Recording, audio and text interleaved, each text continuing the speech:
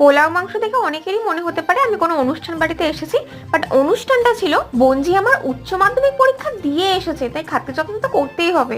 এবার খাবার দাবার পর মেকআপ থোবড়ানোর একটা ব্যাপার আছে।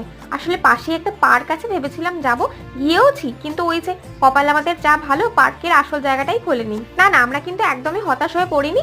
শেষে হনুমানের বগলের তলায় ছত্রাকের বাসা দেখেই বাড়ি ফিরেছি। তারপর বাড়ি ফিরে বোনঝির জন্য বানালাম স্পেশাল ব্রেড পিৎজা। বোনঝি আমাকে অনেকটাই হেল্প করেছিল, রেসিপিটা তোমরা আমার চ্যানেলের নামের নিচে পাবে। সেদিনের মতো ওখানেই খেয়ে দিয়ে ঘুমিয়ে পড়ে পরের দিন সকালে আবার তিনজনে স্কুটি নিয়ে বেরিয়ে পড়েছি ডেস্টিনেশন ছোটদির বাড়ি। এসে মিষ্টি জল খেয়ে এখন বোনপো আমাদের তাসের ম্যাজিক শো দেখাচ্ছে। ছেলে কিন্তু বেশ ভালোই শিখেছে, আমরাও অনেক কিছুই শিখলাম আজকে। তারপর এইভাবেই খেলতে, গল্প করতে আর কুরকুরে খেতে খেতে অনেকটাই টাইম পেরিয়ে গেল।